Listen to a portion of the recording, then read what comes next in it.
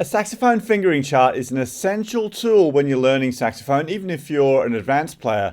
But if you're a beginner player, a fingering chart can be quite confusing. So in this video, I'm going to break down how to understand the fingering chart and also show you how the different elements of the fingering chart apply to the saxophone. Plus, I've got some handy tips for you along the way. Now, the fingering chart we're talking about today, you can get it for free from our blog or from the link down below here.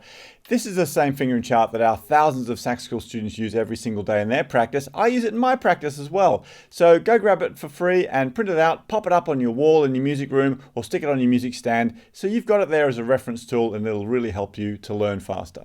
So why do we even need a fingering chart? Well, pretty simply, a fingering chart is just a reference guide to help you to know what fingers to use when you're playing different notes on the saxophone. Now, when you're starting out on sax, goodness me, look how many keys there are on this thing. It seems really confusing. So a finger chart is essential just to guide you through those first few notes. But once you've got those under your fingers, the next step then is using your finger chart as a reference guide for notes that you don't use that often. So more infrequently used notes, maybe some trill fingerings, things that you're uncertain of. And for advanced players, you're going to want to use that fingering chart just to remind you of those awkward altissimo fingers, or the notes that are up in the fourth octave. They can be quite difficult to get your fingers around and also feel very unfamiliar. So a fingering chart is an essential reference tool that every saxophone player really needs to have. Now, I should just point out that there are a couple of inconsistencies that you might find between different saxophones. So this is a more modern saxophone. If you're playing a modern saxophone, then pretty much every saxophone since the 1970s looks basically the same. The key work is essentially the same. But if you're playing on an older saxophone, a vintage saxophone, then sometimes the key work can look a little bit different. So things like our top key here, it might be round instead of shaped like a spatula. You may have a few different options with keys down at the bottom end of the saxophone. In our fingering chart, we're talking about the basic notes though, the most basic keys, and you're going to find these on all saxophones with the exception of things like this top key here, which, as I say, may look slightly different. Now, just before we go any further, I want to talk about a really important, simple concept about the saxophone that'll really help you with your fingerings. Okay, so the saxophone looks complicated, but actually it's pretty simple. You blow in here, the sound comes out here, and it's just a nice big long tube. The thing is though, when we're adding our fingers on the saxophone, all we're really doing is we're making the tube longer or shorter. Okay, so every time we add a finger on, we are closing off the tubing and making it longer, or we're taking off a fingering, and because these keys, underneath these keys there's holes, right? So as we take off a finger, we're essentially making the tube shorter and shorter and shorter. Why am I telling you this? You're asking yourself. What are you doing, Nigel? Well, here's the thing. We all know that when we look at a small instrument, like let's say a piccolo, it sounds really, really high. Or think about a recorder. If you've ever had one of your children learning recorder at school, you'll know how high recorders sound. But if we think at the other end of the spectrum, a tuba or a trombone, a great big long instrument, or my didgeridoo over there, is a low sounding instrument. So longer instruments sound lower and shorter instruments sound higher. So when we add a finger on and we make our tube longer, we're making the pitch that we're producing from the saxophone lower. And then as we take a finger off and we make the tube shorter, we're making a higher note on the saxophone. Now there's a couple of little caveats along with this because we've got some clever keys on the saxophone that do help us to play higher even though we've got lots of fingers on. But that's the basic concept, and the reason that I'm telling you this is as we're working through and learning our fingering patterns on the saxophone, you'll find that if you want to stick your third finger on, then you've got to have the two fingers above it on first. Okay, so it's always a process of making that tube longer, so we're adding on fingers or taking fingers off and making it shorter. Okay, so how do we read the fingering chart? Well, this is what our basic fingering chart diagram looks like. And each one of these funny shapes represents a key on the saxophone. I'll tell you about that in a second. But really simply, if one of these shapes is filled in, that simply means that we're pushing that key down. So if it's hollow, it means we're not pressing it down. If it's filled in, we are pressing it down. So all you need to do is find the corresponding keys on your saxophone for each of those shapes. If it's filled in, you bung that finger down. Okay, so let's start off by looking at our left hand, work out where the hand goes on the saxophone and which notes they are on our finger chart. So first of all, where does your hand go on your saxophone? So you'll notice on the back of your saxophone, you've got a black, or it might be a gold, round button on the back there. It doesn't move, and that's where your thumb goes, okay? So it's really important you locate your thumb on that back button. And then if we look at the front of our saxophone, there's a fair few things going on here. But you should be able to see 1, 2, 3, 4 round keys. Now you might have a fifth one up here, like I mentioned at the start of the video. So you can see mine's there, like shaped a bit like a spoon or a spatula. Older saxophones have a rounder key there. So what we really, maybe the best way is to count from the bottom. We've got 1, 2, a small one, and then a third big one. So those 3 big ones are the ones we're talking about. Oh, by the way, my finger, it looks terrible, doesn't it?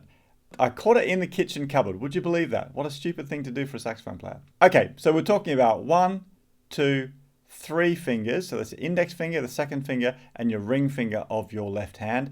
And these are the notes on the fingering chart. 1, 2, 3.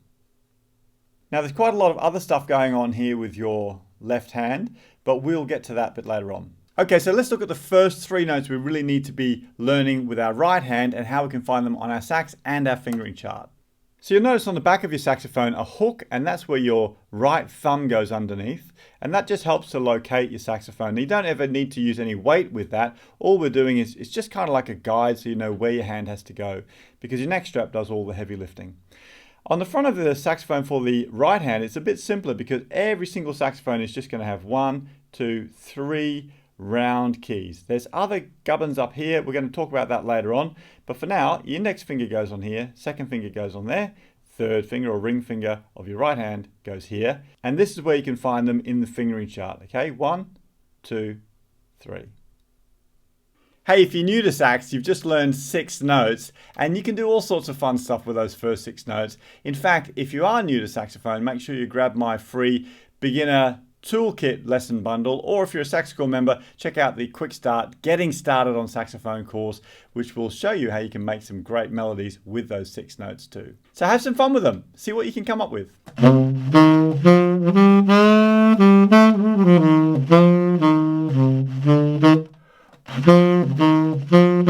Okay, so let's have a chat about some of the other keys that you can use on your saxophone and where to find them on the fingering chart. So the first one I want to talk about is the left hand octave key. Let's have a look at that. Now we find the octave key on the back of our saxophone. Remember we talked about our thumb rest before? The octave key is just directly above that. Now every saxophone's got one of these octave keys, but sometimes they're shaped a little bit different. The most important thing about the octave key though is the way that you operate it. So it's really, really important that you have your hand and your arm in a really relaxed, natural position so that you can operate that octave key without getting any problems. Some people have problems with pain in their thumbs or in their wrists, and this is always down to having a weird shape going on or lots of extra tension that you don't need. So here's the way you should hold your wrist and your hand so that you can make the saxophone playing as easy as possible. Now the first step is getting the neck strap right so that when the saxophone is resting on the neck strap, it'll go straight into your mouth without you having to hunch your shoulders or reach up or down. So the neck strap is doing all the heavy lifting and holding the entire weight of the saxophone. Next, we need to look at the angle of our arm and the shape of our hand. So it's really, really important that your arm and your hand, like your wrist, is all in line and very, very relaxed. If you think about if you dangled your hand down by your side, it would naturally be in line, okay? What we wouldn't have is a hand at a funny angle. And what we see a lot of people doing when they're starting out saxophone is they have their wrists cocked up like this.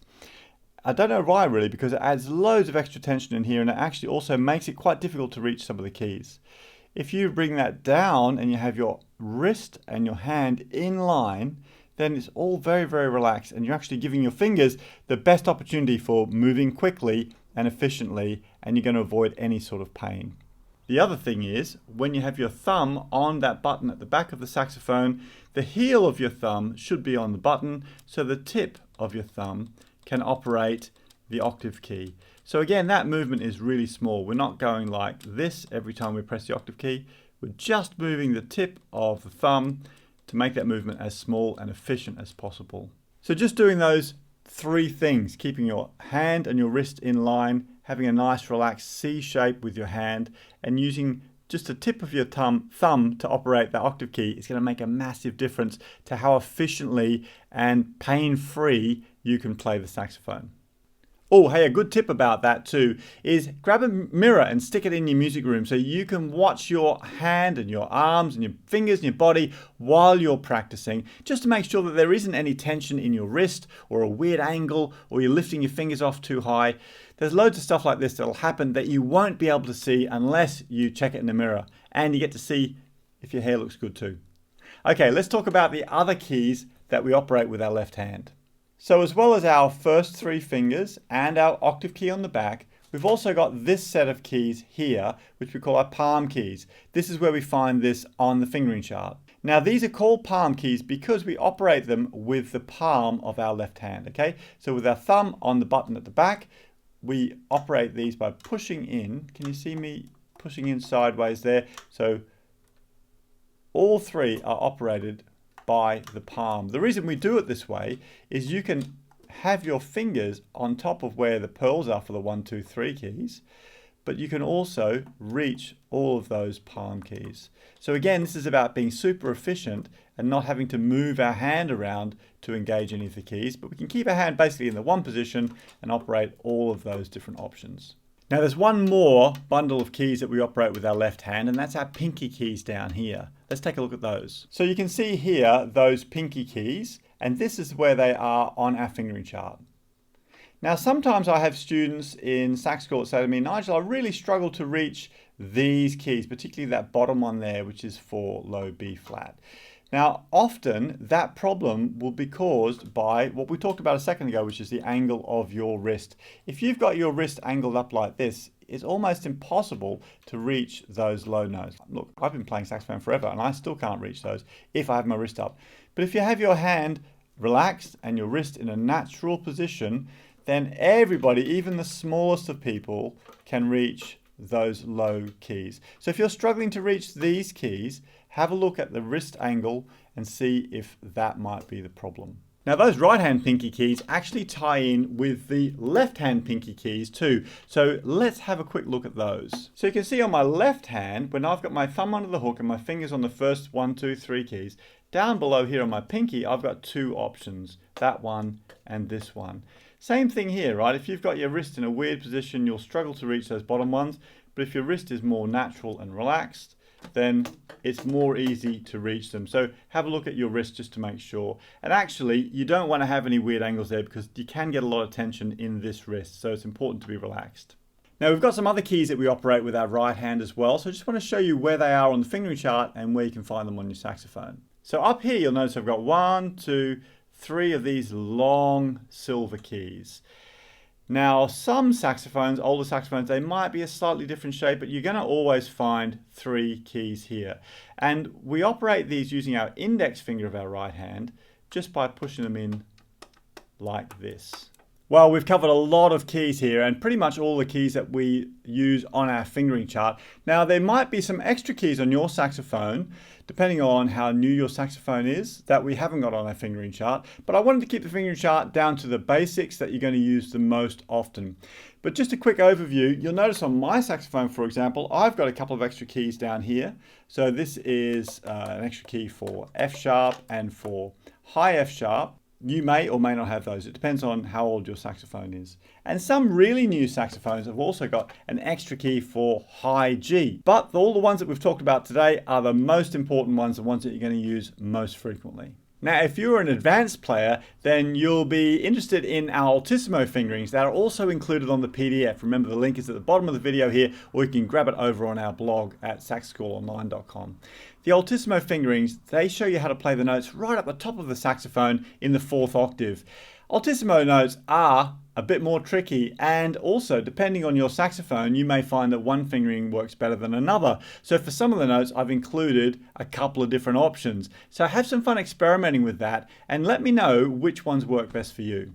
So there you go, you know all the notes on the fingering chart and how to find them on the saxophone, and hopefully that'll help you to get started making some great music. Don't forget to grab the free fingering chart from the blog or from the link down below here, and make sure you do print it out and keep it as a reference that you can use on your music stand or on your wall in your music room. It should be a regular tool that you use every single day as a reference.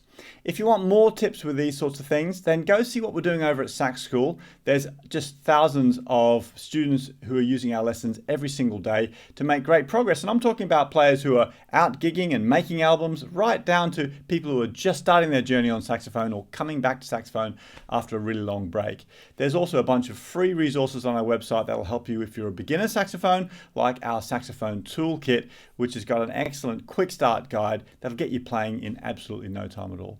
But most importantly, I want you to keep working on your saxophone, enjoying playing and exploring the content on this channel to help you to make some great progress. So keep practicing hard, go check out the other lessons on the channel, and I'll catch you next time.